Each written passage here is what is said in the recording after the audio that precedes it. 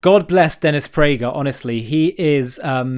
He had an accident a while ago and has had some, ongoing health challenges as a result of this. I pray that he'll continue to have a get just increased strength and have a complete recovery. His Hebrew name is Shmuel Nehemiah ben Hinder. Please do pray for him. But I want to share with you him talking about Iran and Venezuela, giving his thoughts and analysis and commentary, particularly with regard to what Trump has done, capturing Maduro and the unrest that we're seeing in Iran, hopefully leading to the topple of the regime. I want to share with you Dennis's thoughts on the whole issue of whether, there are some people saying, America needs to be isolationist, America can't get involved. He says that this whole worldview, it doesn't make sense to him. It's completely untenable. I completely agree. Have a watch of what Dennis says, and I'll see you on the other side for some further thoughts. Can you comment on the Iran status, the revolution that is happening now? We have seen so many revolutions in Iran. People have tried to rise up against the regime there, and continuously they have been squashed. Do you think this uprising is going to be any different? It looks like it will be different. And I wouldn't have said this even a week ago, but I think it is different.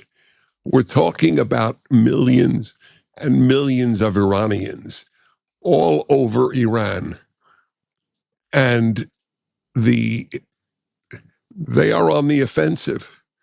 This was not the case in any previous widespread demonstrations in Iran. The demonstrations are massive. This corrupt, vile regime of the Islamic Republic of Iran can't give its people water. I mean, most third world countries give their people water. And Iran can't. It can't give the Iranian currency is worthless. It reminds me of the German currency at the end of the Weimar Republic, where people took wheelbarrows of Reichsmarks in order to buy a loaf of bread. This is what is happening there. And the people of Iran know in their hearts, at any rate, that this regime is corrupt. You know what it spent all its money on?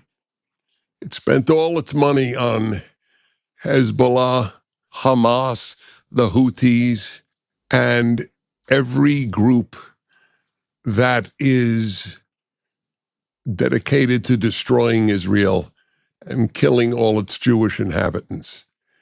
That's what they spent their money on, and now they have no money for water. So, if I may digress for a moment, this is why I have said for years that anti-Semitism, when a nation gets anti-Semitic, it self-destructs. I don't know of any exception to that rule. And that's exactly what is happening there. The amount of good that would happen if the Islamic Republic is overthrown is almost too good to even imagine. It would be one of the great things to happen and deserved after October 7th, 2023. It's interesting that you bring up anti-Semitism in Iran because their leader originally ran on an anti-Zionist, anti-Jew, anti-West platform and kind of got everybody behind him. But now apparently research is coming out of the Iranian people that they're one of the least anti-Semitic people in the Middle East, mostly because they were so disgusted by what their leaders have done to them, and they realized that the whole thing was one giant lie just to get them into political power. And the other really interesting thing that is happening with the most recent revolution that we're seeing is that it's not just students. In the past, you saw students who are going to the streets in Iran. Now you're seeing merchants going out to the streets. So in the past, when the regime kind of neglected the uprising and called it, oh, just silly little students, let's just not pay attention to these little girls, now you're seeing actual merchants, people who can't sell anything, can't buy anything, can't run an economy. They're the bedrock of whatever is left in the Iranian economy. And they themselves are now coming out as no longer just the students, and wondering whether that can be enough of a change for the Iranian people to muster the courage to move forward. Apparently it is. And I don't know if I would have said this a week ago, because I'm not an optimist about overturning evil regimes from within. But apparently it's so widespread. I mean, they've rendered the currency virtually worthless. They have no water to give their people.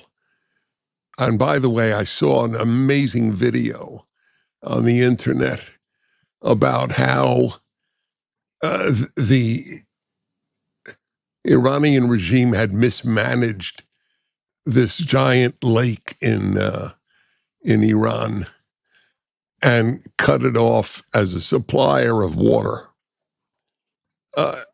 It's good for the heart to see the evil get what they deserve. And apparently, I don't know that this is true, but I've seen many reports that Khamenei has gone to, or will go to Russia. And I can only say Russia deserves him, and he deserves Russia. It's a bizarre thing that some of the Iranians had more animosity towards the West than they had towards the Soviets, given what the Soviets have done to the Iranian people and the Soviets' relationship with the leader that literally destroyed their country. I don't know. It's a very tough question. What do the Iranian people in general, understanding there are always exceptions, what do they really believe is the enemy of their country? The West or the dictatorships of the North and East? I don't know the answer, but it's clear now. I mean, I wrote, when I was still being published in the Los Angeles Times regularly, I wrote a long piece on the tragedy of abandoning the Shah. That, as bad as he might have been, he was a giant compared to what's coming in now. That was in 1979 or 1980, when people were saying we shouldn't support the Shah. And now the Shah's son they're chanting for him. I got to tell you, I kept hearing Marg bar dictator. Marg bar, even I who know no Farsi, even I know what that is. Marg bar Israel, Marg bar America is death to Israel and death to America. And now Marg bar has been shifted over to the leader of Iran, to the dictator. If Donald Trump or Marco Rubio were listening to our conversation, what would you say to them now?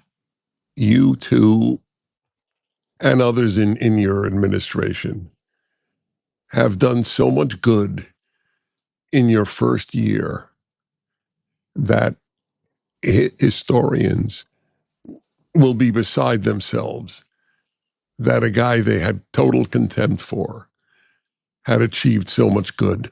So look, it's so straightforward about the whole isolationism thing. If you want to be a superpower, and that means that America is the dominant superpower in the world, and by being that superpower, it's able to ensure that its kind of moral system and society, which is quite precious and quite rare if you compare it to, let's say, Russia and China and other anti-Western regimes, to maintain that, they can't just be in a bubble, just protecting themselves, because what's going to happen is other actors like Russia and China and their helpers like Iran and Venezuela and others will help them to grow their global footprint. And eventually it's going to come to America's borders and could threaten the American system.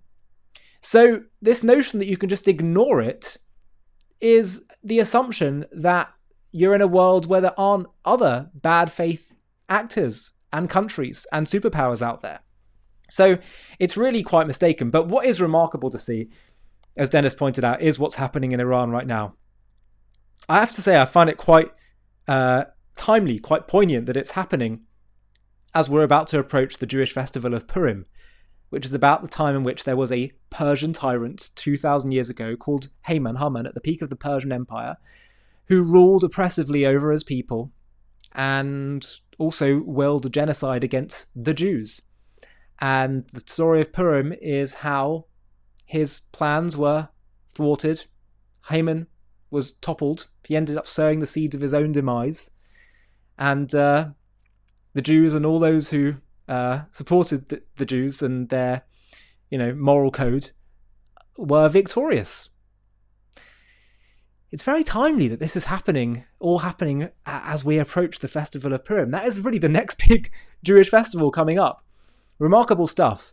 And as always, Dennis provides such an important moral voice. He does it with such calm and such clarity.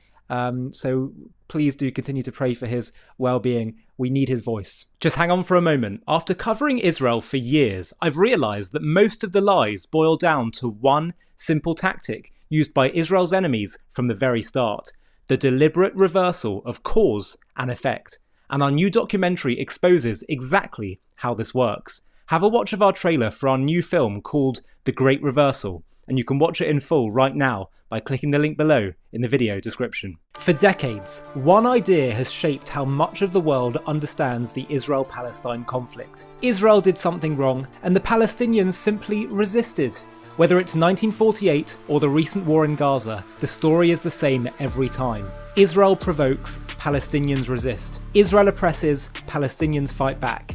This narrative dominates campuses, the media, and much of global politics. It feels familiar, it feels intuitive, and for many people, it feels true. But what if the sequence is backwards? What if the origin point and every major chapter that followed has been told in reverse? In the wars of 1948 and 67, in the collapse of Oslo, in the suicide bombings of the Intifada, in the rockets after Israel withdrew from Gaza, in the massacre of October 7th, and the global narrative that followed. In this JTV Plus documentary, we're going to expose the great lie that has reversed cause and effect, a narrative engineered to help the real aggressors erode Israel's legitimacy. We'll trace the conflict from its origins to the present day, revealing how at every stage the true sequence of events was inverted, how aggression was reframed as resistance, how defense was recast as provocation, and how a conflict rooted in hatred of Jews was deliberately twisted into a story that blames the Jews. Join us as we restore the story to the order in which it actually happened and uncover the truth hidden beneath a century of lies.